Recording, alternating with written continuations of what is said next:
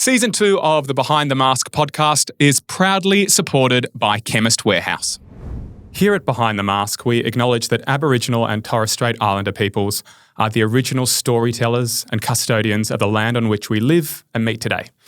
Behind the Mask is a podcast about sharing authentic stories. And in continuing that legacy of storytelling, we acknowledge that we're honouring and celebrating Aboriginal and Torres Strait Islanders' traditions, customs and stories. And we pay our respects to their elders past, present and emerging. The only reason I started playing sport and enjoyed playing sport was because I felt comfortable in my own skin. Sport really taught me to love myself and my body and to really be able to embrace what an asset it is to be tall. Then success for me was like, right, how far can I take this? I feel like we live somewhat unconsciously. People will come and sit to me and they essentially say to me, this wasn't my plan. And I go, can I see the plan? And they go, what? I go, the plan, can I see it? And I go, well, there's no fucking plan. Like you didn't have a plan. You just had an idea of how things would work out. Yeah. Because if you live unconsciously, you're going to produce unconscious results.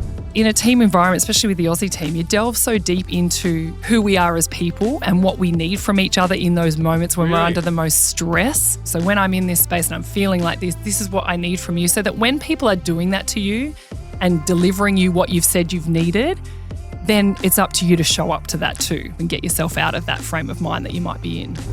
The goal is not to be fearless, because like being fearless is stupid, because there are some things we should be scared of. Yeah, but that fear is going to keep you alive, right? Yeah. At times. In fact, we have to be scared to be courageous. Yeah.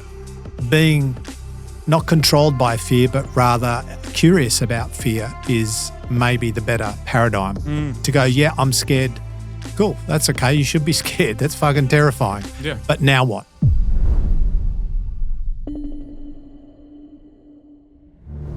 I'm Josh Pitterman and welcome to Season 2 of the Behind the Mask podcast. This show is about our diverse and extraordinary guests whose authentic stories have challenged them and changed them.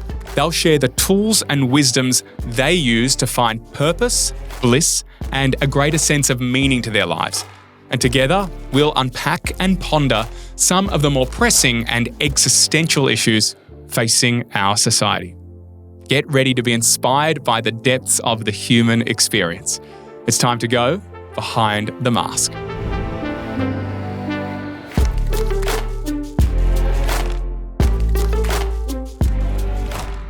My guests today are no strangers to success. Bianca Chatfield is the former vice captain of the Australian women's netball team, the Diamonds. She won gold medals at the Commonwealth Games and the World Netball Championships. Since retiring, she's gone on to do many things. A role as a keynote speaker, she was a contestant on The Block, and she commentates on Fox Sports. Craig Harper is one of Australia's most renowned leaders in health, high performance, corporate change, and personal transformation. He founded, owned, and ran Harpers Personal Training for over 25 years, which I believe is the first personal training studio in the country. He is also a renowned keynote speaker. Craig has become a dear friend of mine and a great mentor. He's an exercise scientist who you may have seen on radio and television over many, many years, and he's just about to complete his PhD in neuropsychology. Just add that to the mix of successes. But as we know, success is often in the eyes of the beholder. Who knows what's going on behind the mask of seemingly successful people? So, with the help of harps and chatters, we're going to go behind the mask of success. Welcome to the show, guys. Love your work. Thank you. What an intro. How did he do that all in one bloody beautiful foul swoop without auto No cue? auto cue. Without auto cue. Just stuffed it up twice before. No, look, you saw Coldplay. I had a couple of false starts. You saw Coldplay last night. You're a bit seedy, let's be honest. How was it? It was epic. They're so epic. What do you love about him and what did you love about the experience? All of a sudden, it's my show. You're welcome. That's all right. I mean, just you have your own take a sip. Well, you said let's just make it a chat. I'm just following instructions. As I said to you off air, before we went on air, it's the the very, very thin veil between his persona and the person, between the performer, between the mask and the soul behind the mask. He leads with his heart so much. I mean, I didn't know the other three guys. It's just so authentic. Like, it's just, you feel like you have a gateway into this guy's heart and his talent and all of that. But in the process, he creates a oneness. And I think that's what, in a world that's so separate and so divided and has so much two-ness, so much duality. Are you positive or negative? Are you Trump or Harris? Are you this or that? Like, he removes the two-ness, the separateness, and he finds the oneness. And so 55,000 people all become one with him. And that is a beautiful power to be able to have. And because we need that oneness, because that's love, and ultimately it's love that coalesces the universe. So we need to feel that. We need to feel that more than ever at the moment. So he's such a good conduit, an amazing conduit for love. And I got that experience, I think, when I went to Taylor Swift earlier this year. I mean, Craig, you would have been at Taylor, I'm sure. Oh, it's front row. Just, you love Tay-Tay. I love a bit of Tay-Tay. I mean, clearly they're like, oh, someone bought their granddad. Awesome. Well, going into the MCG, which is obviously usually sport, it's usually two different teams or two different countries playing against each other in cricket. And for me, what resonated the most, I wasn't a massive Taylor Swift fan beforehand, but being able to go into the ground and experience every single person in that ground, there was just so much joy and so much love, and everyone was on the same team, and everybody just wanted to go there to have the most positive experience. And I was learning from all these little girls who were trying to trade their friendship bracelets with you, and there was just kind of no hierarchy at all. It was just everyone was there to experience this moment in time. And I really felt it. I walked away. I do some work with the MCG, and I walked away from that and said, every single person who is on, the trust, the MCG trust with me, had to realise that this was a real game-changing moment for Victoria, I think, and what we use the ground for, because it's far more than just something that we go and watch sport for. It's far more than something entertainment. Like, it's actually these life-changing moments and these beautiful connections that we can bring everybody by having people like Taylor Swift play at that venue. And so many hundreds, 100,000 people can go in there and enjoy that experience all together. And it wasn't about alcohol. It wasn't about, what you could how much you could drink just to have a good time. Everyone was just high on life, and it was just amazing to experience. And I just want to speak to that and continue on that thread of oneness and two-ness. We're used to a venue like the MCG being a place for positive two-ness. Are you going for Brizzy or are you going for the Swans in the grand final? Like, there's one or the other. Are you going for Aussies or are you going for India this summer in cricket? But that space can also be a place for amazing oneness. And music is a vehicle for oneness, because we're all feeling into the same thing. So I think these meeting grounds, these amazing meeting spaces that have been meeting spaces for, many, many, many thousands of years, they were originally meeting spaces for oneness. Yeah. And it's the connection, isn't it? It's the connection. Age is irrelevant. Like, it's, dads and their daughters and mums and their kids and, older generations and younger generations and everyone just coming together and experiencing something together. Yeah. It's so powerful. And we just need so much more of that. It's not about anything but music.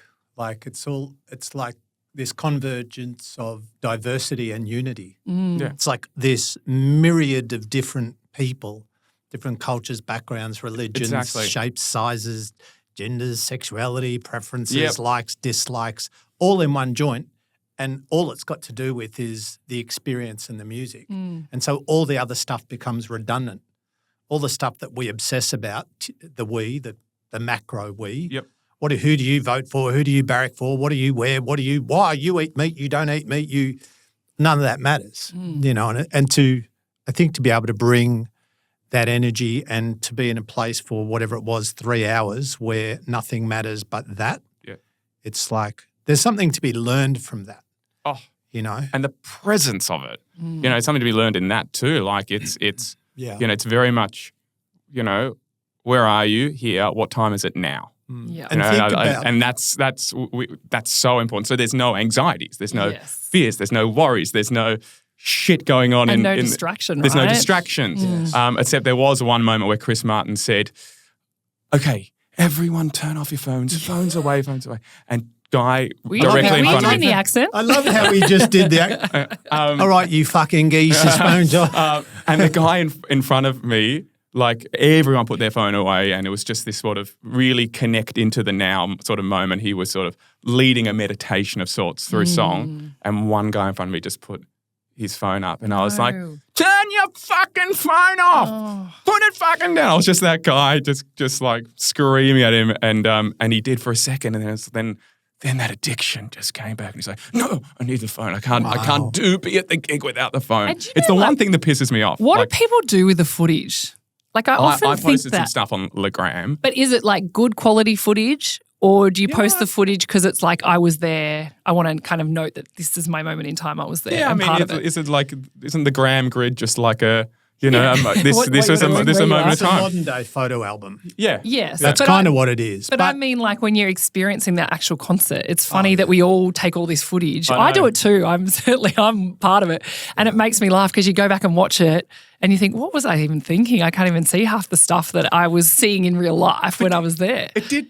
I watched a little bit this morning. It did sort of just take me back to the moment and a re-experience of the feelings that you feel in the moment. So I think there is a place for it, but I also think there's a place for putting the fucking phone away and just like being there. When I do gigs, I've done a fair few recently. I ask people to not take footage and not because I don't want shit posted on social media, because that's probably really helpful. Yeah. I just want them to be like Chris Martin said. I just want it to be a meditation for them. Yes. I want them to be there, present in it. How do you go performing, seeing everyone with their phones? It just shits me a bit. Yeah, I think that's what it is. I just like, but I'm guilty of it too, clearly. Yeah. So practice what you preach, you bitch. Hey guys, we've heated up the space with a little prologue as we like to do. But I want to know, on the topic of success, growing up, what did that mean to you? What did success mean to you? What did it look like to you? I think for me, it wasn't something I specifically, like that wasn't a question, but I think this is interesting because I talk about this in my stuff, right? So if you go into a room full of people and go, who wants to be a failure? Nobody goes me, right? So everybody wants to be successful, but that represents different things to different people, and it represents different things to the same person over time. So if you said to me, Craig, we're going to have you working on a gym floor. It's going to be your gym floor, your gym, your equipment. There's going to be a team of people there, your team, and you're going to have all this shit going on. I would have gone, fuckity fuck, that's amazing.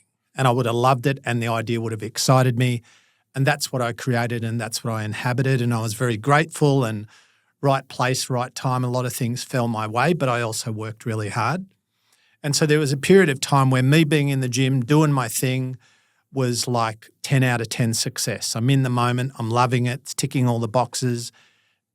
But everything kind of has a used by date. And then there was a period of time where I'm like, yeah, look, it's good. It's good, it's hard, it's good.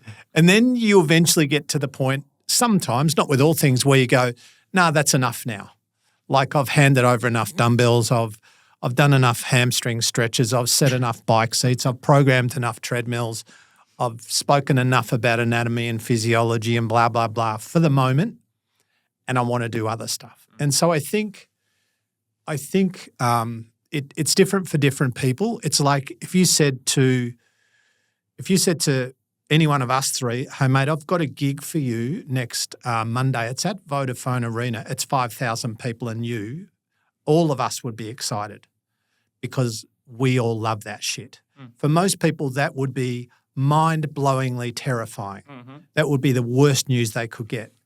And so it's really a subjective interpretation of a thing. Like to me, building connection, building rapport, helping people help themselves, that is a form of success. Some people going, well, I've raised 3 great kids. I'm awesome. you are awesome. Yeah. That is the high watermark. That's probably way more important than the shit that I do, let's be honest. But the shit that you do helps that shit. Yeah, I think, and neither of them are shit. I think, well, yeah, but I think it's really down to, I say to people, put up your hand if you want to be successful, and every hand goes up. Then I go, cool, write down what that is. And they go, what? I go, write down what that is. So it's people, I don't think we define ourselves or a success for ourselves enough. And I also think, and I'll shut up after this, but I feel like we live somewhat unconsciously. It's like we wake up and we go, oh, fuck, it was 5 years. This wasn't, I've told this story many times, but not on this show. So, people will come and sit to me and they're 45, 40, 50, 35, and they essentially say to me, this wasn't my plan. And I go, what do you mean? They're like, where I'm at, this wasn't my plan. And I go, can I see the plan? And they go, what? I go, the plan, can I see it? They're like, and I go, well, there's no fucking plan. Like, you didn't have a plan. You just had an idea of how things would work out. Yeah. Because if you live unconsciously, you're going to produce unconscious results. Like, we need to be, if we say, I want to live a life aligned with my purpose and values and beliefs and faith and who I want to be and how I want to be, well, there needs to be some strategy and logic and accountability and timeline and process. Like, that shit doesn't, you building a world-class podcast and you growing it to where you've got 1 million people per show, that's not going to accidentally happen. You're going to do the work, you're going to learn, you're going to refine skill, you're going to understand the audience, blah, blah, blah, and over time you'll build it. But you're not going to sit here accidentally once a week and do something and you're going to end up being Joe Rogan. Yeah, it requires, you got to have intentionality. 100%. And you got to, I reckon the biggest barrier to success for most people is they just don't like the work. Like, they love the idea of the top of the mountain, but they don't want to fucking climb. It's like the theory of success and the practical reality of doing what is required to succeed, they are nothing alike. Because one's just a theoretical construct. One is a motherfucker of a process that you'll probably hate half the time. But success too also, I think, it evolves definitely over time. So when you talk about what you thought about it when it was young, I don't think I even thought about what it looked like or what it could be for me. But it also can be the tiniest little things. And I think that's what I've learned over time is around success sometimes can be just getting your morning done okay, and not not really struggling in that process. And I think I learned over time following other people was what I thought my version of success was. So seeing someone else do something and I was like, okay, I think I can do that. My older sister played netball, and that's the only reason I really got into the sport was because I watched her start to make teams and think, the competitiveness in me. I was like, I reckon I could do that. So my version of success back then was simply being able to tick off the same markers that she had done.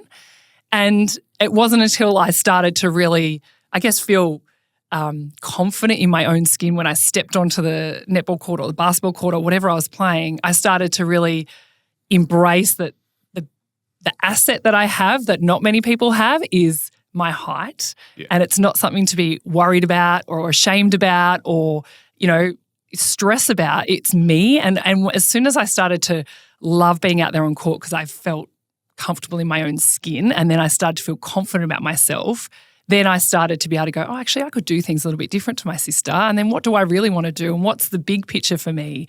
And so it kind of took me being a bit more self-aware of why I was doing it. And it seems I would not have understood this at the time, but it's something as I've really reflected back on my career, I realise the only reason I started playing sport and enjoyed playing sport was because I felt comfortable in my own skin. Whereas when I was with my friends and when I was out at school, I was just wanting to be like everybody else. I was wanting to be little and, wear the same clothes as everybody else and not be this gigantic person that stood above everybody else, even though, I'm 6'2", so I was naturally always going to be tall. But sport really taught me to love myself and my body and to really be able to embrace what an asset it is to be tall. And so that to me then really drove what I could do with that and how much I felt so good being out there on court. I wanted to do it as much as I could. So then success for me was like, right, how far can I take this? Can I get into the Australian team? Can I win gold medals? And, eventually you do it, but it certainly doesn't just happen like that. It kind of is this gradual roller coaster ride of ups and downs that you get to eventually. But a bloody lot of hard work and a lot of setbacks along the way. And I look back now and the gold medals are great. Yes, they were something I aspired to get and wanted. But it's the little things that I ticked off along the way, the little moments that I had, whether it's with my teammates or it's things that I were able to overcome personally, that really I look back and I feel more successful because of those little things and what it's taught me now. I'm not an athlete and what drives me now that I'm not an athlete, that I'm like, they're the things that really matter, not the shiny stuff. I want to pull on a couple of threads there, which is that the court became your happy place. What we're talking about there is the feeling that you experience, not the thought or the projection of what it could be. It's actually how it made you feel. Yes. And I'd argue that that's not something that enough people actually really sit in and marinate over with when it comes to success. They think that when I get the house or when I get the new car or when I get the extra zeros in my bank or when I win the gold or whatever, then I will be successful. But really, I don't believe that it's any of those things. It's the feeling you think you're going to feel when you acquire those things. And so really what we're probably asking for is more feeling. What is the feeling? And I think that feeling from a Hindi perspective or Hindi mythological perspective is called ananda, which is bliss. But not the bliss that the English language uses, which is euphoric and up and out, but grounded, peaceful, calm, contented, safe, loved, unified, together. That sense of peace. Yeah. That this is a space that I feel the deepest level of comfort in. And I love that you felt that on the court. There's the outcome or the situation of success. While Bianca is successful, she works on television, she's got a great bloke, she's got an awesome kid, she makes pretty good dough. Like our culture says that success is about what you have, what you earn, what you own, what you drive, where you live, what you look like, what people think of you. Yep. They're the KPIs. All extrinsic. All external. And we've talked, external. Extrinsic, whatever. Yeah. So, but what we know is, and we all know people, and we've maybe been the people. Definitely. Where from the outside looking in, people are going, like, I had a moment, sorry to interrupt you, but when I was in my early 30s, I had 5 businesses and 100 staff. I had 3 gyms, 2 other businesses, and I was making lots of dough. All my businesses were making money. And every night I would go to bed and hardly sleep. I would go to bed with a spiral-bound pad by my bed. So when I woke up 9 times, which I could write down the thing. So it was out of my head and onto a pad so I could relax and kind of sleep. And I was in the situation of success, but not the experience. Yes. And when I coach most people, when you get through, when we talk about goal setting, we talk about what you want, there's your what, but your why. And your why is what you really want. Yeah. So like when I was a morbidly obese kid, I wanted to lose a bunch of weight. So my what was weight loss, but my why was I want someone to love me. I don't want to be picked last. I don't want to be embarrassed. I don't want to be socially invisible. I want to get a girlfriend. I want to fucking belong. But then you dig deeper, it's like, I just want love. Yeah. I just want love. Right? And so when we get to the bottom of everything, I think what you said, which is most people that I talk to, yes, they want practical stuff, as we all do, nothing wrong with that, because we live in a world somewhat driven by money and dependent on money and all the practical We've talked about that bullshit. on a recent episode with Ben Crow, where he was like, there's nothing wrong with 100%. needing those extrinsic things. We need it to fucking live. Well, even in, when we got a little biblical before, but even in the New Testament, people misquote this scripture and they go, money's the root of all evil. The actual scripture is the love of money. Is the root. It's not about money. It's about your relationship. Totally. It's about what it means. It's like you can, like training, for example, we all work out. We all go to the gym. We're all, there's a point where training's great. And then there's a point where it's now obsessive and destructive and toxic. So in science language, everything's dose dependent. Yes. It's dose dependent. Like everything, there's a dose that's healthy. Not everything, but most things. Yep. And so that when you dig past, what do you want? I want to do this, own that, live there. I want to get a PhD, da-da-da-da-da. You know, like for me, the idea of doing a PhD was like super sexy. The practical reality is it's a motherfucker. It's horrible. It's like I tell my friends, don't ever do it. People have gone to me, do you think? I go, no, don't. Why did you do it?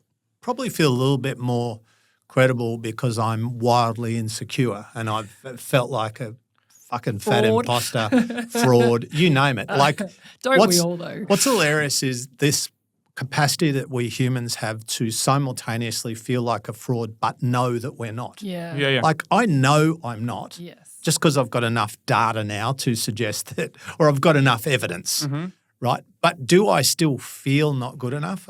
Constantly. It's like when Josh was introing you, I'm like, what the fuck is he going to say about me? I'm like an ex-fat kid from Latrobe Valley. I've done 4 things. World champion, Commonwealth Games, on the block, TV, you know, and it's just like even in that. But I'm aware of what's going on. Yes. Yeah, but also what I said in that, that, which is really important, it speaks to your work, is that I said that you've become a really good friend and a mentor and you've really helped me. Yeah. And for me, I go, that's a huge marker of success in someone because it is in the eye of the beholder. So for me, I go, you're so successful because I watch you help people and I value people that help people. I tried selfishness for a long time. I gave it a good crack. I think we all do. I'm like, I was the center of my world. And it just, you know, it's like there's this model that I didn't develop. I've kind of expanded it. But where you go through this journey of self-reflection through to self-awareness and then, you know, self-regulation and it ends up the last 2. There's 8. Little tackle in self-loathing might happen. Yeah, self-flagellation. But the last 2, second last one is self-actualization, which is you becoming kind of who you want it to be and how you want it to be. And I think I'm like in that ballpark, but the real goal is what I think is the final step, which is self-transcendence, which is having a purpose bigger than you. Yeah. So it ain't about me. Yep. And I know that for me, and it sounds Mother Teresa and people might go, well, that's good saying a podcast. And I get it because I'm definitely not it a lot, but I try to be where I do have a purpose bigger than me. And I'm genuinely about whatever love looks like, whether it's kindness, whether it's quality time, whether it's a hug, whether it's, you know, literally giving someone a few bucks or whether it's encouragement or you know, every now and then it'll be some tough love. But, you know, it's that transcendent kind of existence because I think in that model of success is about what I can get and what I can have and what I can own and earn and what people think of me. At the best, what that brings us is a fleeting change of emotion and psychology. Like it doesn't bring that deep contentment. No, of and course you not. think about, I reckon for those of us who live in relative first world comfort, what most people really want, which you mentioned, is just to be calm, the absence of anxiety. Everyone's fucking anxious. Like, what do I really want? I don't want to feel like this. How do you want to feel? Like the opposite of anxious, the opposite of stress. Put up your hand if you're an overthinker. Everyone has that going. Shithouse. You know, and it's all of this, I mean, anxiety, stress, overthinking, self-doubt, all of that. It's a manifestation of fear. Yeah. And then you go, what am I scared of? Let's dive. Rather than run away, let's run into it and let's see what's there. Because you can't deal with the thing that you won't acknowledge. You know, am I lazy? Yep, sometimes. Am I driven by ego? Yep. Do I have to bite my tongue because I want to impress people? Yep. All of these things. And that is not self-loathing. That is just honesty and reflection and self-awareness. Yeah. And that self-awareness part, I think that's something that you learn a lot more about the more you spend time on it, right? Yes. And even when you were just talking about that imposter syndrome, and I think every single person in the world would have that at some stage. Yes. And it's about knowing and understanding that you're having those thoughts and that's okay. And you just, not that you're letting it pass by, but you're kind of thinking, what is it in this moment that's making me feel like this? and what can I do to get myself out of it, or what can I do to kind of pass through this and be okay that just happens. Do you agree with that? That having that self-awareness and not trying to fight those feelings, but letting them just be there and knowing that it's not going to take over me in this moment, or you hope it doesn't. And even if it does, you figure out a way to work through it. Yeah. Because is your PhD in self-awareness? Yeah, essentially. Yeah. But what I think that's what. Yeah. That's huge part of neuropsychology, really. 100%. Yeah. I can dive into it, but we don't want to bore people. But I think really what is really, really valuable and just not taught and told much is just to be okay with being wrong. You notice at the moment everyone wants to be right. Yeah. And it's like one of the problems with thinking that you are right. Like if you think, I don't want to pick a topic because people instantly get polarized, but just any subject, any topic, any idea, any construct, any philosophy, when I think that I am unequivocally right, then I also think that everyone in the world who disagrees with me is unequivocally wrong. Well, that's a fucking dangerous mindset. Yeah. So, and I grew up in a very religious, theological paradigm, thinking and behaving and living and socializing in accordance with that. And you think about, like everyone listening to this right now, I mean, I don't know, let's say 10,000 people are listening to this. 10,000 people are listening to the same three people in the same conversation, but no one's having the same experience as a listener. Like we are always creating our own experiences without intending to. Yep. And so, and we grow up, we grow up in an echo chamber of thought and behavior and values and culture, and you become a product of that. So by the time you're, pushed out of the nest at 18 or whatever, you see the world a certain way. And most of that worldview you did not choose. It's merely a byproduct of where you've been and what you've been in. Yep. And so what we're so talking this about is a self-awareness question. And what you're talking about harks back to what we chatted about in the prologue about Chris Martin and Coldplay and the oneness. Yes. That humans inherently enjoy the dualism. And the dualism plays into the rightness and the righteousness. Yeah. It's like, I need to be on this side I need to barrack for this. Yes. Yeah. And I need to be right in barracking for this. Yes. Because the idea of the oneness actually means that you have to remove judgment, increase open-mindedness.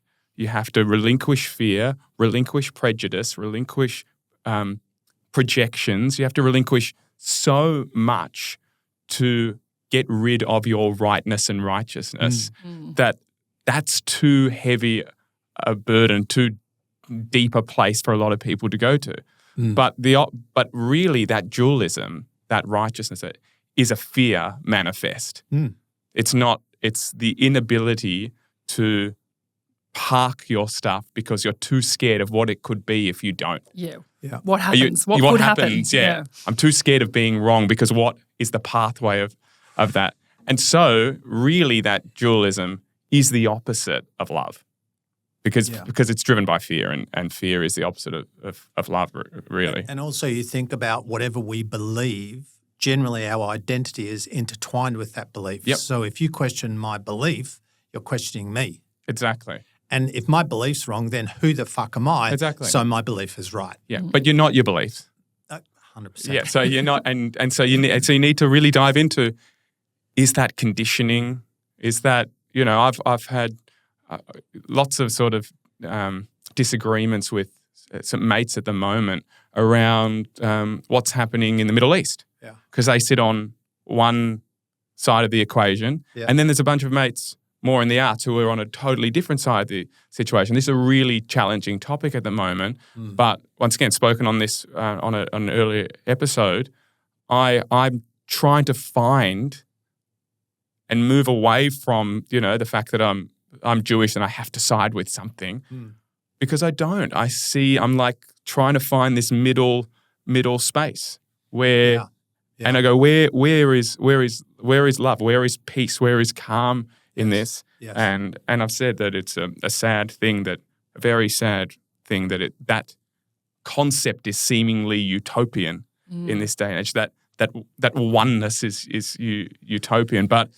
it's really about going, hey, I see it from your perspective and I see it from your perspective. I'm not putting my head in the sand, but I'm taking the middle ground between the two rather than going, it has to be this. Yeah, and you don't always have to have an opinion. Yeah, and you can just listen. Yes, it doesn't mean you're being naive or you're ignoring what's going on. I think a lot of people feel like they've got to have an opinion, and unfortunately it's like the loudest opinion and everyone needs to, shout it out to everybody, and that's how people feel like they're getting their thoughts across, and they're also being part of a conversation because of that. And I think there's so much power in sitting back and listening and not feeling like you have to add to it, that you can just sit back and take it all in, and that's okay too. I don't know. I find that with a lot of, just the people I'm around, whether in work or just life, that everyone just loves to have their opinion. And here we are having all sorts. But isn't it cool though to go, I don't know.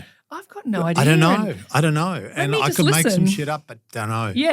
And I think a lot of people do get themselves down this rabbit hole of making stuff up. Once a week, I reckon, what do you think? I don't know why I get asked this. What do you think happens when we die? I go, I don't know. I could tell you what my upbringing told me. Yeah. I could tell you what a whole lot of, other religions think, but I don't know. I don't know. With the work you're doing and the work we're all talking about doing, which is to just being more aware, in that awareness, I think what we find is the ability to go, that thought that I'm having or that righteousness around that topic, that is a part of my conditioned belief system. That's an indoctrination that's been put upon me. It doesn't have to be right. It's just what I've been fed and that now lives in my subconscious as right. Maybe that's not the only way things need to be. Yeah, and I think for me, I reckon I learned so much from playing in a team sport because of the fact, and then that's what, since retiring, that's what I really notice out in the big, bad, real world, is that in a team, and especially when you're spending a lot of time together, training together, you working your asses off to try and win, and along with that comes a lot of conversations, and you're getting feedback constantly, whether it be feedback about your performance from your coaches and what you need to work on. But in a team environment, especially with the Aussie team, you delve so deep into each other's, like who we are as people and what we need from each other in those moments when we're under the most stress.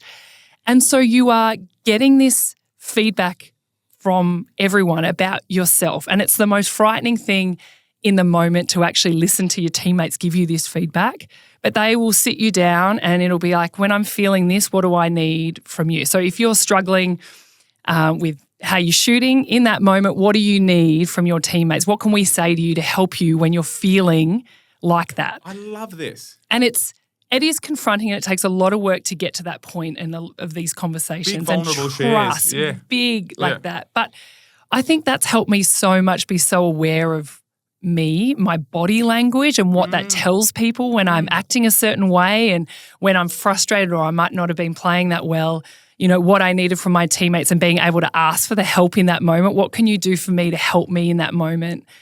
Because it's only going to be for the better of the team. And if someone might be struggling with their mental health, what do you need from your teammates when you can't possibly train today because you're not in the right space to do it? What can we do to support you? I mean, this is so beautiful to hear that you're actually delving into what we're talking about, the feeling of the other individual, not just, they missed another shot, they got the yips. There's going, why? What are they experiencing? What can I give them?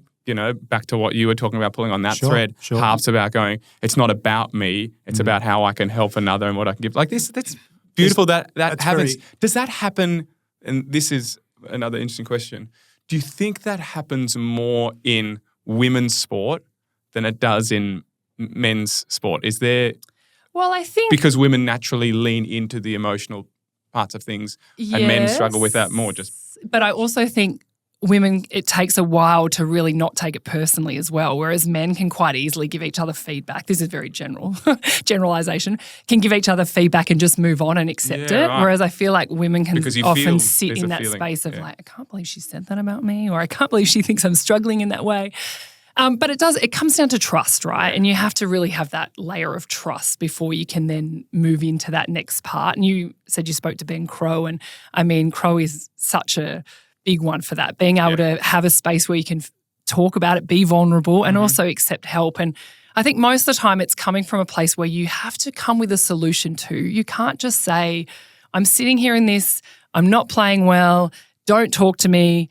Like, you have to actually help them help you. And I think that's where it comes for having a bit more, a thought process around it too. So when I'm in this space and I'm feeling like this is what I need from you, so that when people are doing that to you and delivering you what you've said you've needed, then it's up to you to show up to that too. You can't just then be dismissive of that. You've told them, you've given them permission to do that and to talk to you in that way, that you have to also then show up for yourself and get yourself out of that frame of mind that you might be in. And this is beautiful to round it back to the topic of success. This is a beautiful way to create team success, that it does ask for vulnerability. It does ask for meeting people's needs, but ultimately, trust. If you don't have the trust within a framework of a team, you can't be vulnerable. You won't feel safe to be vulnerable. So, and getting out of your own skin, really, and that empathetic part of where you go and sit where someone else is at, right, and be there with them in that moment, and then try and work through how you're going to get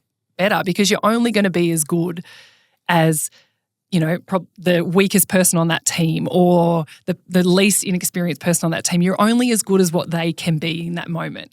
And so you've got to do everything you can to all try and be at a similar level and work together to try and problem solve. I would have been hopeless at an individual sport. There is no chance I would have been successful in sport on my own. I really embraced the fact I had teammates around me, and I love that. It got the best out of me being able to help other people out there. So if I was, a tennis player, like I listened to Jelena Dokic and Todd Woodbridge on your potty, and I loved listening to them, and I just think they're mentally next level, the way that they can do it and get themselves out of tough spots on their own in a place where they don't have anyone around them and it comes down to them.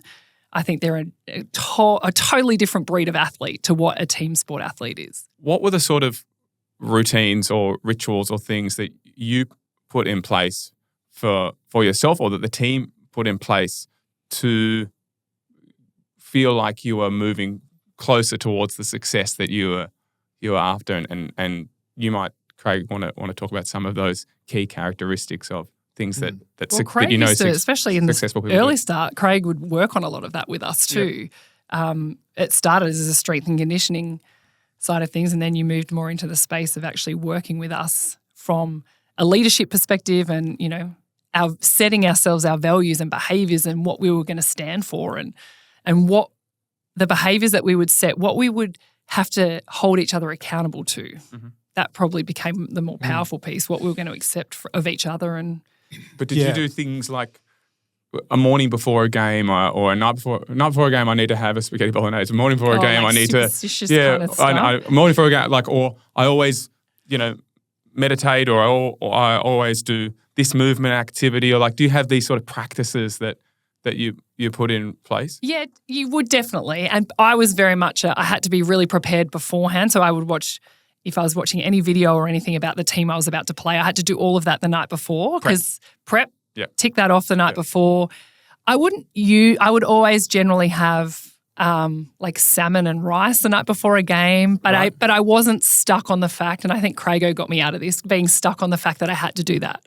Because if you didn't do it, what were you going to do? Were you going to just crumble in a heap the next day? It was a salmon shortage. Where am I going to get my omega-3 fatty acids before a game? So I think we used to think it was, you're quite strict about it all. And then I relaxed. Later in my career, I was so much more relaxed about it. But what I enjoyed doing was getting to a game and being able to muck around and have fun in the change rooms with everybody and enjoy, because the joy and not focusing too much on it allowed me to then go out there on court and play my best. If I was too caught up in it and too focused and too analytical, then I would get in my own head, and the old overthinking would get in my way.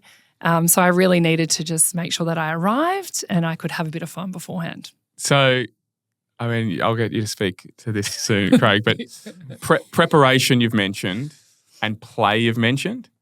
When I sort of work with people in this space and in myself, something that I've sort of formulated is what I call like five Ps to controlling what I can control to be the most successful I can be in a moment. Can I tell you that you two think way too fucking much? You both overthink it. No, You both OCD. probably. But What are your 5 Ps? No, I'm preparation kidding. I'm preparation is the first one. You go, Yep. I've got to, if I don't really know my shit, I can't trust it.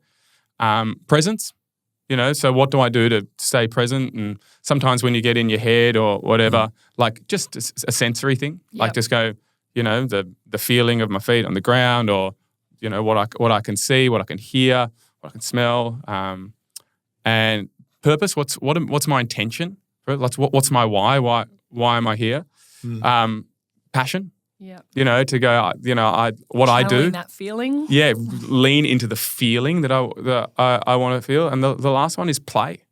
And I think plays. Once again, Crowe talked a lot about play on our episode, but that idea of just bringing that inner child into it, like, well, that's the joy, that's the fun, that's like that's the curiosity, that's the adventure. Like, why would I be doing this if there wasn't an element of play in it? And then what happens. Yeah. I've done the part that I can do.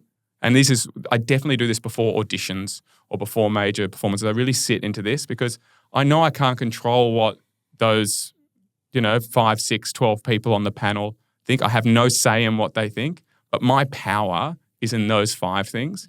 And if I screw up any of them, I just throw in the 6th one, which is persistence. Just go, you know what, this tomorrow. Like, and it's that sort of Kobe Bryant thing, which is like, whether you win or you lose, you just got to rock up the next day and go again. And you go again. That's the persistence thing. So that might be overthinking it, but I actually think... No, do you know what? That has really helped me to just create a framework for success in a way that I go, I feel like I have some control. And we spend a lot of time trying to control the things we can't control. I'm trying to control what that panel think of me. I'm trying to control what the 2,000 people think of me. I have no say in it. Yes. And I think it's understanding that different things work for different people. And so, like, there's a fine line sometimes between superstition and protocol. Yep.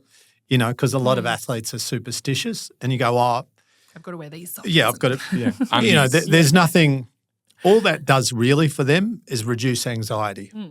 Yeah. Because they feel better. Yep. There's no scientific validity to a lot of it. But, what's interesting about what Bianca was talking about, which was that kind of 360 feedback that you were talking about, which is where they sit in front of a group. That's really rooted in, so when we think about how we think and why we think the way that we do, you and I have spoken about this hanging out, is called metacognition, is thinking about thinking. And then, so that's a real area of psychology, is thinking about how you think and why you think the way that you do. This is a real self-awareness door opening where you're like, oh, this is what I'm thinking and feeling now. Why? Where does this thought come from? Where does this story come from? Does it serve me or sabotage me? Is it based in fear? Does it make sense? Right? And then the next layer up in the self-awareness kind of pyramid from there is called theory of mind, which is you understanding how other people think. So that's you understanding your teammates. And it's not about agreeing or aligning or condoning. It's just understanding. Like when I work with addicts and alcoholics, which I do, I understand them well now because I've done it a lot, but I've never had drugs and I've never had booze. So for me, it was a matter of trying to understand their version of life and their version of reality. And you might be addicted to not having it. Yeah. So you understand that from the addiction from the opposing. Sure. But when you understand like how someone else thinks, it's almost like you learn their language. It's like I know how to speak Ron, which is my dad. Yep. And I know how to speak Mary, which is my mum. Yep. But if I speak Ron to Mary, it doesn't work. Yeah. And vice versa, because I know how dad thinks, I know how mum thinks, I know how athletes think. Yep. But also I know even when I was working with, Melbourne Phoenix and Vixens for a minute, Bianca was different to other athletes. And so what I could say to her, I couldn't say to someone else. Mm-hmm. So if I wanted the same outcome, I might need 2 strategies. And I think one of the mistakes that we make in high performance broadly and the pursuit of success is that we think there's a 3-step plan. Yeah. It's like when people go to me, what's the best way to XYZ. I go, for who though?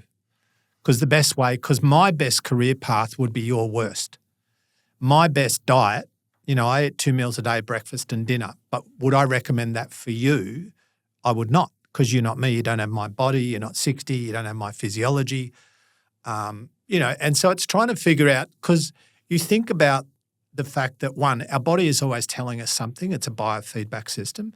And two, if we think of our life as an ongoing experiment, n equals 1, and you're the experimenter and you're the experiment, we're always producing data. And if we turn down the emotion, I know I sound like a PhD student, but if you turn down the emotion and try and figure out, what is my life telling me? What are my results telling me? What is my body telling me? What's my career telling me? What's my bank balance telling me? And trying to do that with real awareness and humility and real curiosity, like actually what is that, like when people go, oh, what's her problem? They don't really want an answer. They're not really saying, what is her problem? What is her story? What's happened? How can I help? Yeah. That's an insult. What's her problem? It's like she's an idiot. You might as well say the same thing. And so that opening that door on trying to understand yourself, and the tricky thing with self-analysis is that you're trying to analyze the contents of your mind with your mind. You're thinking about your own thinking with your own thinking. And so going through life, I think, realizing that we are looking at whatever it is, situation, conversation, challenge, sporting career, singing career, we're looking at everything through the Josh lens or the Craig lens or the Bianca lens and having that awareness. Like realizing that you lack awareness is like the beginning of awareness. Absolutely. It's like recognizing your unconsciousness is the beginning of consciousness. And it's, I think, and this is deep, but I think it's that intersection of sociology and psychology and spirituality where the good stuff happens, not one or the other, all of it. And philosophy. Yeah, philosophy and even physiology. Yeah. Because there's a physiological consequence to a thought. If you think you're in danger but you're not, well, stuff happens in your body. Yeah. We talk a lot about this expansion of awareness on this show, and really, I think we talk about it because that is what is behind the mask. Yeah. At a spiritual level, behind, if the mask is the roles we play, the thoughts we have, and all these sort of things, there is a space beyond that, and that space is awareness. But once we have that awareness, it's not about going, I've got to ditch the mask. In fact, to pull on the thread of what you were talking about with Mary and Ron and Bianca, it's about going, I can put on a little thin mask here that serves this conversation. And so we know how to be a chameleon in certain ways or wear these different masks for different engagements that we have because it serves it. But we're doing it through awareness, not through, I'm just going to people please. I'm just going to do this for this person, and you're just sort of, it's unconscious mask wearing. There's this different thing. Guys, I want to shoot back to a topic that has been plowing through my head, which is another P. Plowing. Which is that you talked about growing up and this thing about being, 6'2" and what that was like for you. Mm-hmm. And Craig, you talked about growing up and being an obese kid. Yep. What are you laughing at? You're literally laughing. Can you I've heard in therapy for me. I've heard the obese story so many times, and it just makes me laugh. Because I love how he tells it. Poor little Jumbo. Yeah. Well, I want to hear this because our listeners, might not know your stories and how these sort of. Should I leave in this moment? No, you be here. Can I sit on your knee for this? Sure, mate. How these, because I've had physical stuff too that's really, really affected me as well. I speak about it in last week's episode. So, how do these physical attributes play into your feeling of not enoughness, and how that not enoughness which is really an epidemic at the moment, plays into our view that the idea that I can't be successful because I'm inherently not enough because of the way I am. Did you guys have these sort of shame stories around your physical appearance? Jumbo? I will say though, I wasn't really bullied, and that sounds Really? no. So where does Jumbo come from? I know that sounds like bullying, but like my mates call me Jumbo. Really? Some of the teachers call me Jumbo. My Really? coaches call me Jumbo. Yeah, like for me, it wasn't. It was more other stuff. Like within the context of my friends and family, there was obviously no bullying, but there was obviously, like I was a big kid. Like I was probably 30, 35 kilos overweight. So I wasn't a little bit chubby, like I was obese. And so there were consequences of that, but it was more that I just hated how I looked and felt. And I knew that. And I mean, like when you're 14, the biggest thing in your life is the biggest thing in your life. Like, you know what I mean? It's like you don't, like looking back now at what I understand to be real problems, and what is going on in the world, I look back at, fat little me and I'm like, well, really in the overall scheme of things, it was nothing. But you don't know that, So for me, there was just psychological, sociological, emotional and, physiological kind of crap that intersected. And I hate to bore Bianca with this, but for me it came to a head at the Year 8 swimming sports, which was where I really, every time the swimming sports happened, I went to a private boys' school. We had to swim. We had to participate. Didn't matter if you're the best or the worst. Everyone swims. Everyone runs on sports day. And so every time it was my turn to swim, like my event would come because, they had group A through to group whatever, H, me. And I would go and I would hide. So I would literally go somewhere so I couldn't be found and just make up some crap like I wasn't feeling well or whatever. So the event would come and go and I would miss it. And this particular year, my sports teacher was kind of onto it and he grabbed me before I headed off. He grabbed me and said, you got to swim. And so I remember standing up there. I was 14. It was Year 8, St. Paul's Catholic College, Terralgan, and no one did anything wrong. Like nobody was, but I remember having to stand up there on the swimming block and there was, I don't know, all the school. So what's that, 600-700 kids and a bunch of parents and a bunch of teachers, maybe 1,000 people. And this sounds ridiculous, but I just remember being absolutely beyond my imagination, humiliated and embarrassed and shamed. And so that was horrible, but it was also the catalyst. It's like I came home and I went for a run. I'd never been for a run. And when I say run, like I covered 5Ks and 4 of it was walking, but I walked, jogged. And literally from that day, within 4 months, I lost 30 kilos from that day. Yeah, because I think that sometimes that real psychological, emotional, behavioural and practical shift happens off the back of an event. Yeah, like of a something. crisis. Definitely. Yeah, there's an inner switch that turns on or flicks or a light bulb or whatever metaphor we want to use.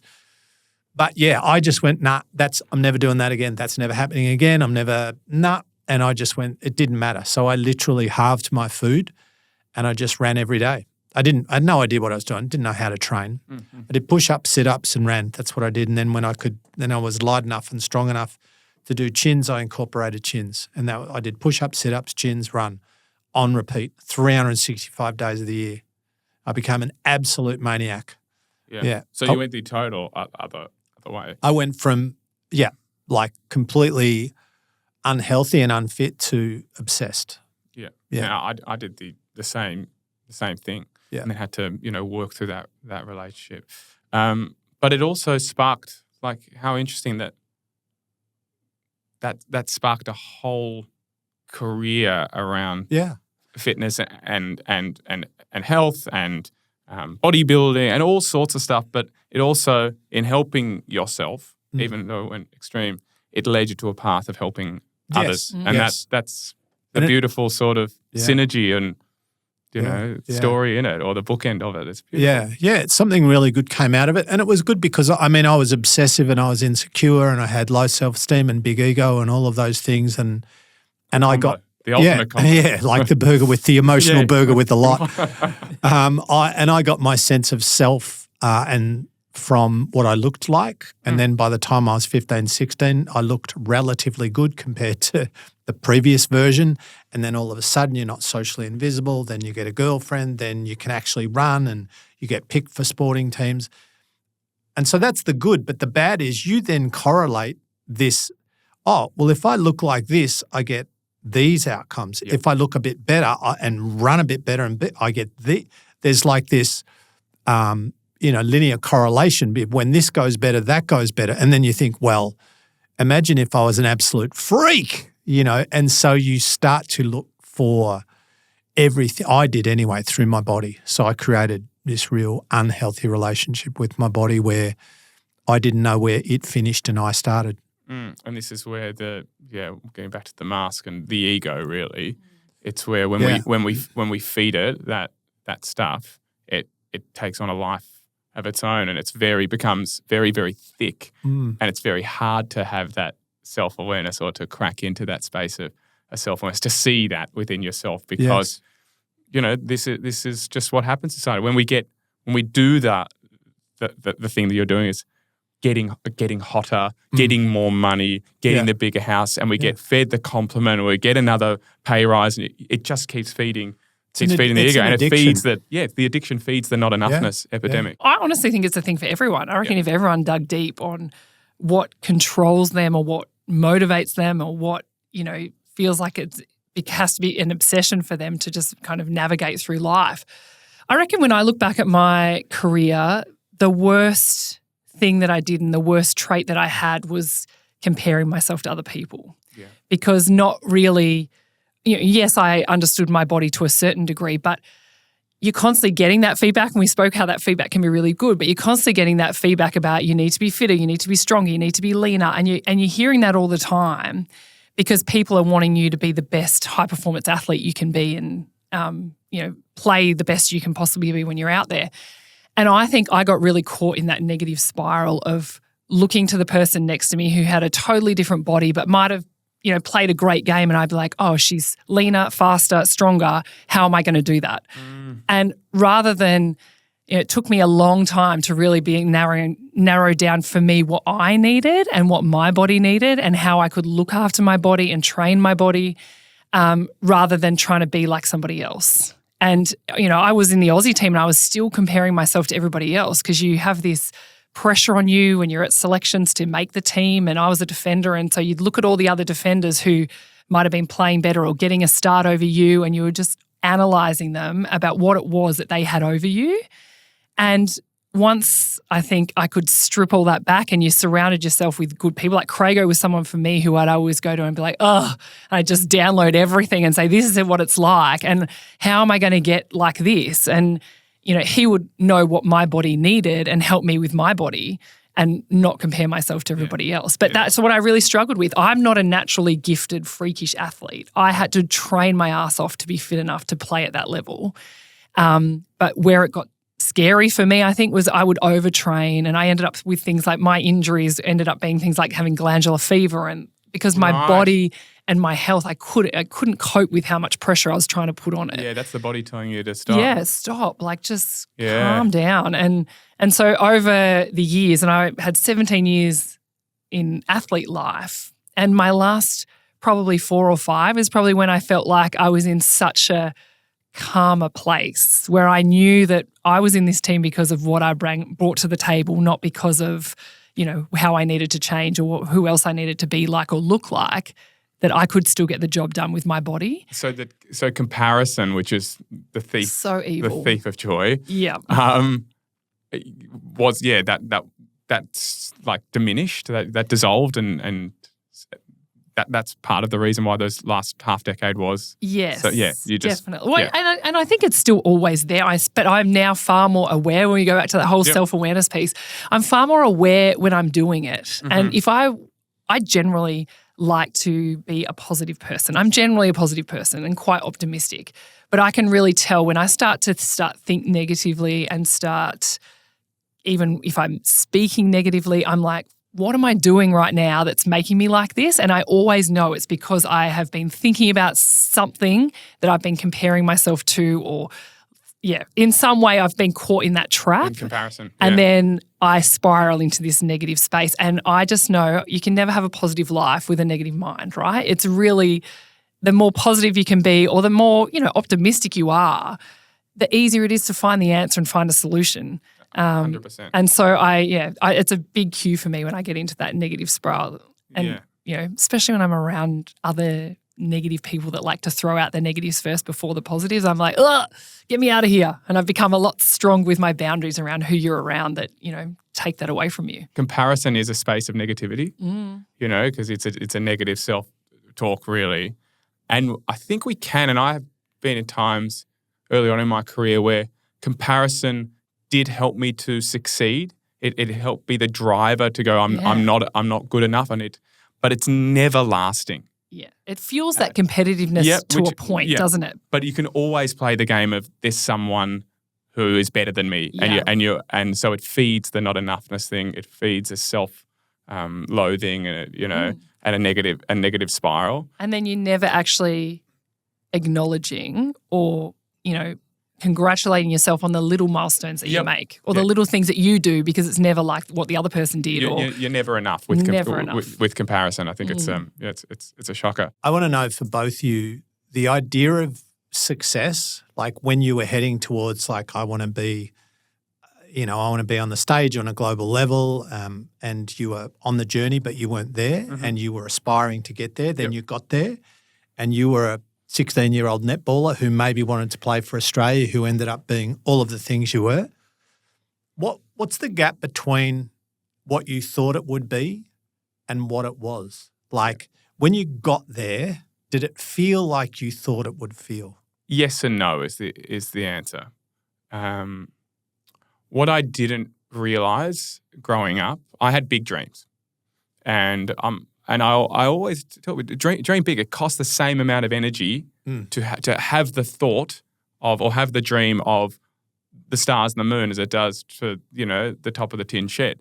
So dream big, but also between where you are in that dream, as we talked about earlier, is a hell of a lot of hard work and a hell of a lot of sacrifice. And that's been the word really for me. It's you can have what you can potentially have in a first world privilege, whatever. You can potentially have everything you want, but you cannot have everything you want at the same time. And so getting to the top of the mountains for me, which were playing Phantom of the Opera, playing Jean Valjean in Les Mis in London, they were the dreams as a 16, 17-year-old for me. And to realise them 20 years later, yes, I sit with that pride of congratulations and for myself, and not just a pat on the back, but a really, really long hug and a few tears to that 16-year-old self who put those dreams out there. I knew it was going to take a lot of hard work, and I was prepared for the hard work. I've never been afraid of discipline and hard work. I grew up as a really sporty person. I know what that's like to have that athlete mentality. I wasn't aware of how fucking taxing it would be on me, how exhausting. I wasn't aware of how much I would appease and placate and try and make other people happy to try and, make things happen for myself, say no to things like, between doing Phantom and Les Mis, I had a week off. I needed 3 months off. I was that exhausted, but I didn't want to not have the opportunity. I didn't want those in positions of power to say, oh no, we'll get someone else. He's not going to get to do it. I didn't want to lose the dream. So I sacrificed my own self and what I needed, what I really needed to appease others. I didn't realize I'd do that. But then I've sacrificed relationships and the quality of relationships because I've been really selfish and really motivated and self-centered in my career. It's had to be about me, or I felt like it's had to be about me to be able to achieve things in the way I want to achieve. So really sacrificed them. I've sacrificed time with family that I really, really value now. I've sacrificed really important things with friends, milestones, births of babies, bucks weekends, and just memories that are created. And so ultimately, when you look at the view from the top, there's a part of it that is magical because I'm feeling the feelings of playing those roles, and there's nothing like that. But I'm also part of it that is, there's a sadness in it too, because I've missed out on so many things.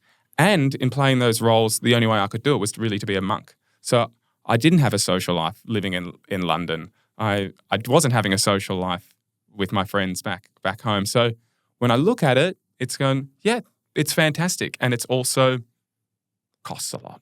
And so it's not what I thought. I only thought about the positive things. Yeah. And those positive things, I felt them and more. 10x. Yeah. Nothing is like playing Jean Valjean or The Phantom, that feeling of playing those. Or there is nothing. And talk about that feeling of bliss that I was talking about, that Ananda. It is that on roids. But what it costs me for the other 21 hours of the day is a hell of a lot of sacrifice. What about you, the idea versus the reality? Yeah, I think I often hear other athletes say this, and especially at the recent Olympics. Most people will say this when they win their gold medal, and it's exactly what I felt, was that when you finally do it and as a team you achieve that success that you thought you wanted so much, it's just a huge amount of relief that you actually have done it. Yeah. That you can tick it off, I've done it, but you're exhausted by it. And you often have this big come down afterwards because you no longer have that same connection with everybody, that you're doing it together and you're trying to work through what you're going to get to that final game to win that gold medal or win that premiership. And then it becomes quite overwhelming, I think, the exhaustion of it all, exactly what you were talking about, that the cost of it all to drive you to that success. And when I reflect on the moments that I remember most from my career, it is never the moments of when you actually win it or the moments of getting your medal or, the premiership celebrations. You remember the dumb moments that happen as a team when you're preparing, when you're in the change rooms, when you're being as immature with everybody mucking around it. They're the special moments that you really love. But the version of success that when you finally get there, I think, for me it was always just relief. I can stop banging on about that and, wanting to get that because I've finally got it. And it takes you a while to then find that next driver that's going to take you forward, what's going to actually allow you to put all that energy and effort into something. It takes a while to kind of sort that out, I think, within my own body, what I want to do next and what I'm prepared to drive myself forward with.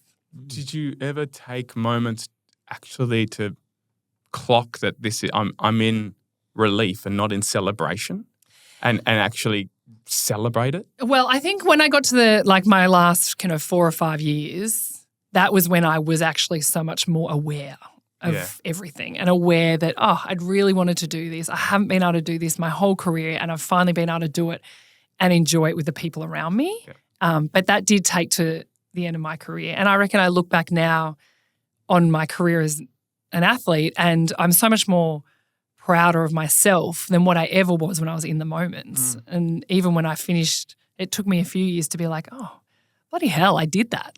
And now I love the fact that I've done that for myself and that I can acknowledge that, because I just don't think you ever have, I didn't have the space mentally to be able to ever look at it like that.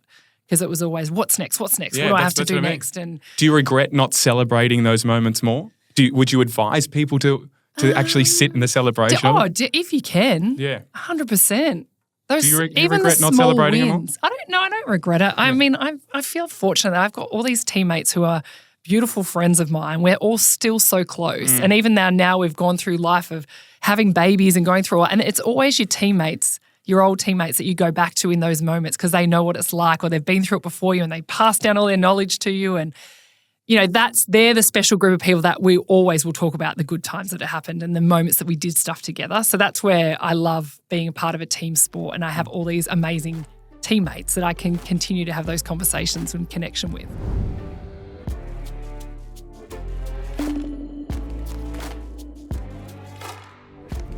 Guys, I asked you to bring in a quote. Have you got a little something that you might have? A writer from the early 19th century, her name was Anais Nin, and she said, and she was, I think this is in a couple of theological texts as well, but she said, we don't see things as they are, we see things as we are. Yeah. Which is really kind of in line with what we're talking about today, and especially the mind stuff. It's like, It speaks to, what you're sort of saying about there's the experience that you experience. there's experience the other person may experience, and then there's maybe the experience itself. There's the thing that's going on, which doesn't mean anything. And then there's your story about it, and Bianca's story and my story, and they're probably 3 different stories. Yeah, I like that quote, Bianca. For me, it probably takes me back to when I first started, and I had a coach, Joyce Brown, who was an absolute legend of the netball world, and she was someone who really took me under her wing and coached me as a person and a player. She cared so much about my life away from the court as well as a player. But she always used to say and put this quote up in our team room that if it's to be, it's up to me. And she wasn't meaning that in a, it's up to you to win the game or do it. It was about it's up to you to control what you can, to change, to learn, to evolve. It's all on your shoulders. Don't expect anyone to come in and just fix it for you. And be accountable. Yeah, and just always be in that mindset of learning. And I always remind myself of that. When there's something that I'm expecting someone else to change for me, when I realise that I could probably look a little bit deeper internally and figure out a way myself, it's always up to me to have a think about that. Yeah, and just to pull on that thread, I think it speaks to the idea of accountability and blaming others for our lack of success or things not going our way, and how quickly we point the finger. And it's maybe that relationship between shame and blame, really, that you're feeling shame that it didn't work out and you don't want to take accountability that if it's up to if it's meant to be, it's up to me. It's like, well, if it's meant to be, it's her fault or his fault. Yeah, and they screwed it for me. Like how quickly humans love to do that. The negative mindset that comes with that, and I just hate sitting in that space. Yeah. I've got one. I often use a Rumi quote. I do love a bit of 13th century Sufism. As you start to walk on the way appears. And I feel like a lot... Can you say that again? As you start to walk on the way appears. Yes. But a lot of people don't want to walk because that first step is the thing they're most scared of. Yeah. And when you take that first step, that leads to step 2, step 3. You may not have it all sorted out, but if you've plotted a destination, you can also ditch the map and go, I may have different paths to get me there. But if you don't plot a destination, I think, and have a goal or have a dream, it's hard. But it's even harder if you're not willing to just take the first step. And there's such a fear barrier with that first step. I want to sort of speak to where is fear, gotten in your way of not being able to succeed. I think to that, it's like, for me, it's about where am I going? What's the destination? So getting there. Mm-hmm. But really the prize is who we become getting there. Yeah. It's not about the top of the mountain. It's about who you become climbing the mountain. Always. For me, all the stuff that I've done, some good, some bad, some success, some failure,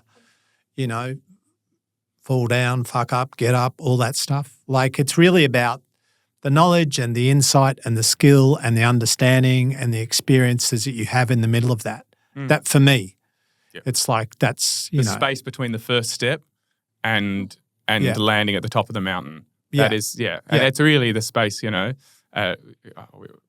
we had Ben Crow on, we also had a guy called Asher Packman on. It's a great episode, but he would say, I'm sure Asher would say, that from a soul's perspective, that's the space between birth and death.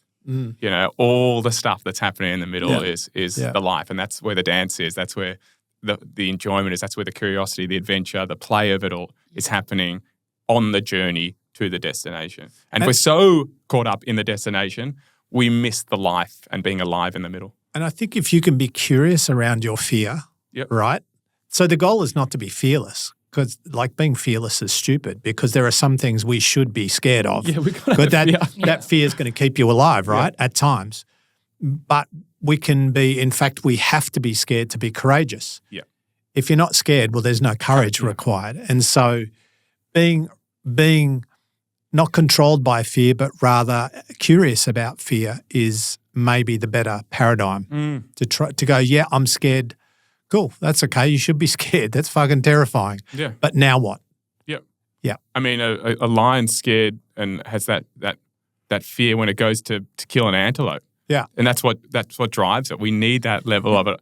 I have that bit of fear every time before poor antelope. I have that fear every time before I get on stage. I think Pavarotti said something like, if you're not scared, then it doesn't matter to you. Then you don't care. Yes. You actually need a bit of that fear to. Yeah, like that adrenaline rush, that nervous energy. That's why I love working in TV now, especially live TV. It's that same adrenaline rush that you get as an athlete when you step out there onto the court. It's like, have you done your prep? Out you go. Like, it's up to you what happens next. How do you go with the aliveness and liveness of it? Well, I love it because it is like that. If you've done your prep, you should be able to figure your way out through no matter what happens, but also not expecting it to be perfect. It's okay if you stuff up or say the wrong thing. You just got to find your way back. Yeah. And I really, that drives me a lot, and I love the energy from that. But I think there's not much that replicates athlete life outside of being an athlete, whereas live TV and that, I guess it's performing like you, you really feel that same energy. And sometimes it scares the life out of you, but it's bloody fun doing it. Yeah, it's the adrenaline rush. You've done some coaching in your time. You were the head coach of the Junior Netball Academy. Yeah, I had my own academy out with Victorian University. Yeah, and do you still work in a mentoring coaching space in ways? Yeah, so I work a lot in the leadership space. So working with people within corporates or within teams, and a lot of the stuff that I'll talk about is around that kind of team environment and the kindness and the work around collaborating with each other and getting the best out of what everyone can bring to the table. That's what I do a lot of work in now, and I love that space. I love working with people. Again, it's like being in that team sport environment where you just got to figure out the best way forward for that group. It doesn't always, there's not one kind of mold that fits. Which speaks to what you were talking about earlier, Craig. And you do you do so much in this space. I want to know, having climbed mountains, and I'm curious about this because I'm in this space too, having climbed and got to the top of some really big mountains, what's the feeling like going back down the mountain and helping others get up? Which once again pulls on the thread that you were talking about, really, where that first part of life is probably about us. Yeah. And then life shifts. Yeah. And it's really, not what you can get from it, but what you can give to it to give to others. What does that feel like for you guys? Yeah. I mean, to me, like when I talk about, and I've said it a few times, the last part of my career was my best part of my career. I played better. I was a better person. I enjoyed it far more. And it's because even in that moment as an athlete, I was the older player, and I got so much pride in watching the youngest girls come into the team and do their things for the first time, play their first game, get out there in a moment, and whether it's change a game the way they played or beat an opposition that maybe had the best of them in the past. And that fueled me, that energy that you got and the pride that you get from seeing someone do something well, or that's challenged them and you've helped them work on it during the week, and just what that can really do for them. And I think when you step back and now in the workplace that you do, seeing people, just the light bulb moments that they might have where it's like, oh, actually, if I think that way, maybe that is going to help me. And you would get it a lot where people will come back to you and give you feedback about how that made them feel in that moment and what it's done for their trajectory. And it's not that you're changing their lives. It's just that you're giving them one little thing that might help them be in a better space. I think if you can help and encourage people to think more of themselves. Like, I think most people's biggest barrier to success is literally how they think. Yeah. Not their potential, not their possibilities, not their genetics. Of course there are limitations, but it's like I'm not particularly talented. I don't have great genetics. I wasn't a brilliant academic, and it's not that I'm the high water mark now, but it's like, I think for some people, and you two are both, even though you said you're not naturally a great athlete, you're pretty good. And I wasn't naturally a good singer. Well, I actually think... I'm not naturally a good singer, just so you know. Think for me, mediocrity was my superpower because it made me really fucking motivated. Yep. Because I knew... Exactly the same. I just had to work harder because if I was going to be able to... Like, we had these compulsory cross-country runs every week. And obviously when I was a fat kid, 130 kids in my year, every week I would come 130th because I would walk it because I couldn't run it. And then 6 months later, I was winning every week. Week after week after week, number one. And it wasn't because I was genetically great or fuck, he's an athlete, isn't he? No, it's like I just ran 7 days a week. Yeah, put in the work.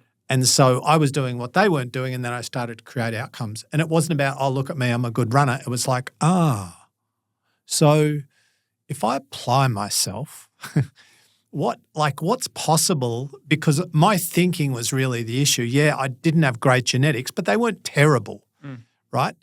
And I wasn't an academic genius, but not a moron. It's like, all right, well, if I take whatever I've got, whether or not that's creativity or intellect or physiology, and I put 11 out of 10 effort wrapped around that, what might I create? You know, and because we're all scared and we're all dysfunctional and we're all a bit broken, but we're also a bit fucking amazing. But we need to let the amazing out. Yeah. And fear keeps the amazing in. You know, or laziness or avoidance or procrastination or, you know, whatever. Which are all the derivative of fear. Correct. Correct. And so it's like, if I can get out of my own way, I remember having this moment the first time, and I don't say this to sound anything but just grateful, where I ran an event. It was just a me event, just Craig Harper at Deakin and 670 people in the 670 person room. And everyone paid to go and see me. I wasn't at someone else's event. I wasn't at a convention. It wasn't a conference and I was one of the speakers. It was like 670. And I remember being blown away. Like I used to be blown away that one person would pay to listen to me. You know, and then 670 people on a Sunday decided to come and listen to what I had to say. And I just remember thinking, not like, aren't I good? I remember thinking, this is fucking amazing. How is this a thing where this many people want to come to listen to what I have to say? You know, and in that moment, for me, it was all about, like I'm not terrible.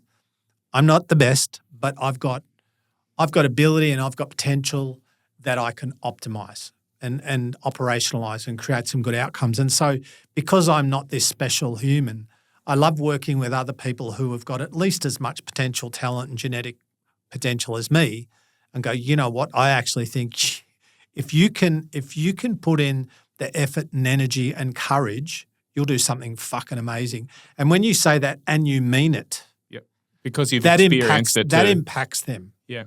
I go, I'm not telling you this because this sounds good. I'm not saying this to inspire you. I truly think, I don't know if you will, by the way, because you might be fucking lazy and you might be whatever, but I think you could do something special. So we've talked a lot about career and success. To sort of close out, I want to know, in terms of a broader spectrum of life, having, you know, being in your 40s and now 60, and I'm pushing 40. For you guys, what so old. Yeah. My socks are 40.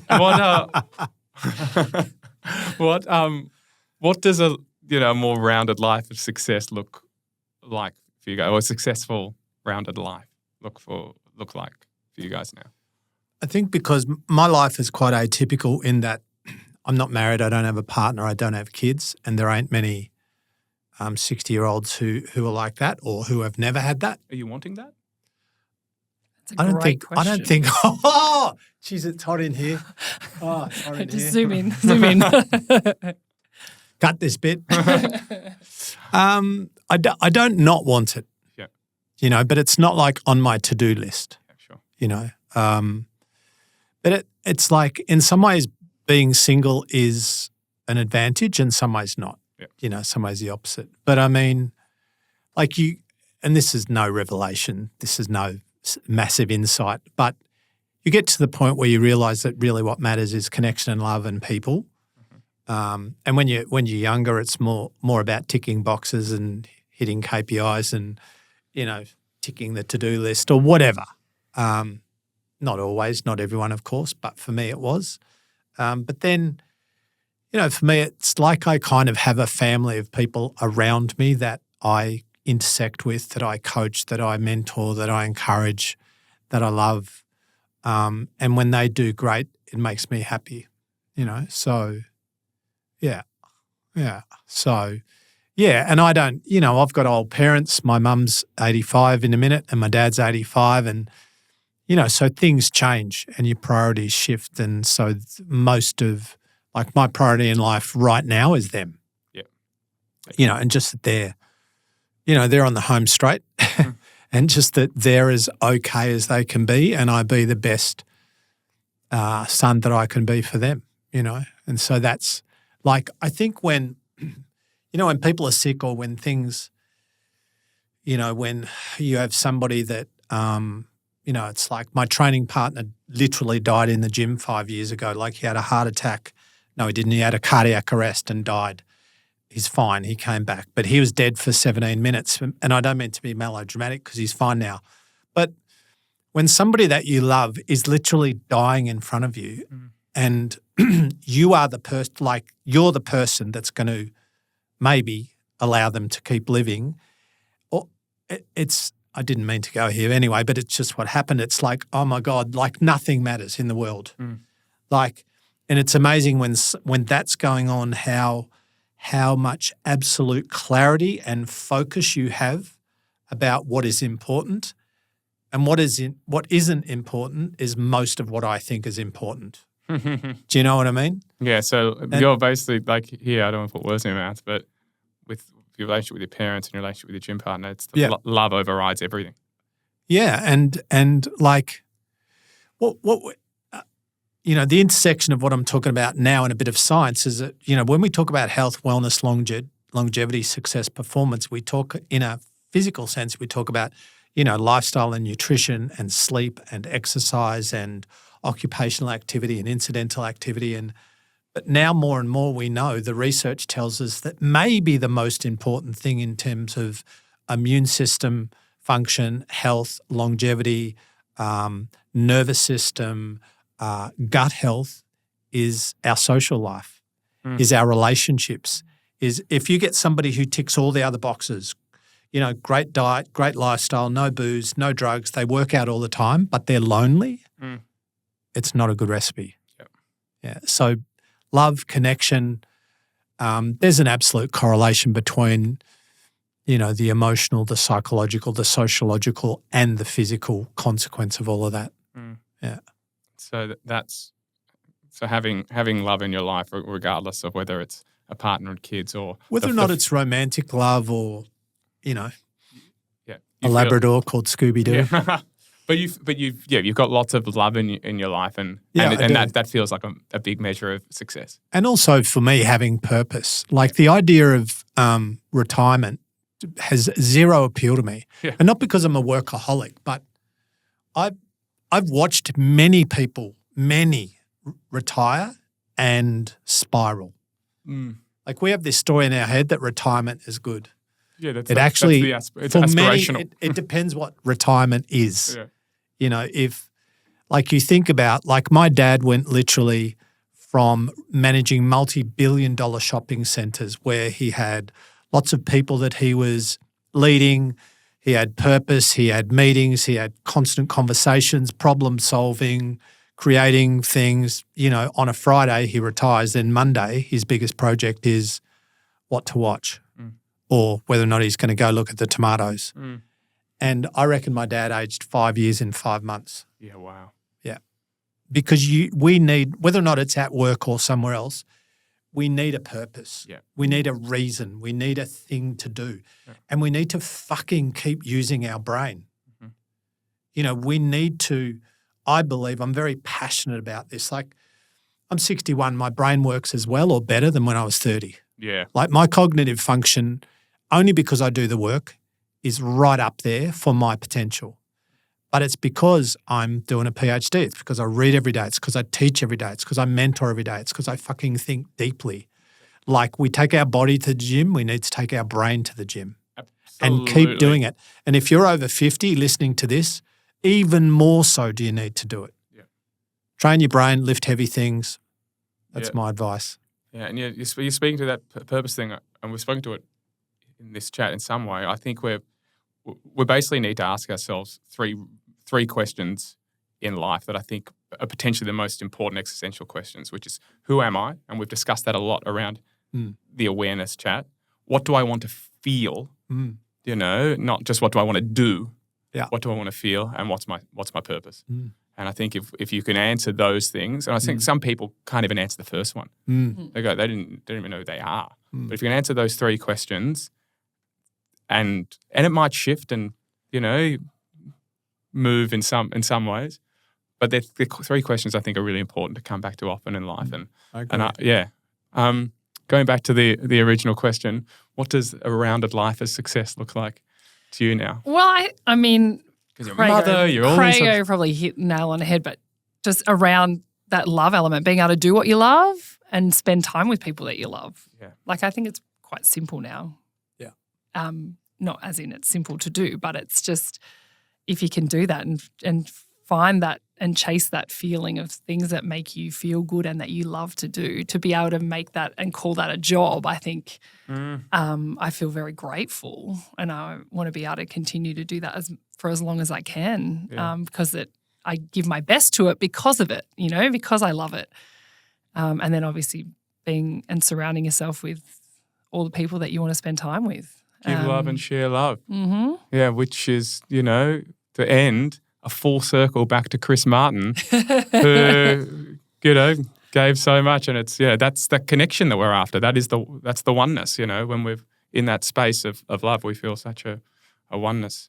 Guys, chatters, harps, thank you so much for coming on today. It's been amazing to chat. I love that we've gone down the path of success, and it's led us to so many different tangents. Thanks you for your energy and passion and wisdom and experience and all those shares. I really appreciate having you both on. Thanks so much. Thank you. It's been great. Thank you. Good to see you, chatters. Good to see you, mate. Thanks, mate.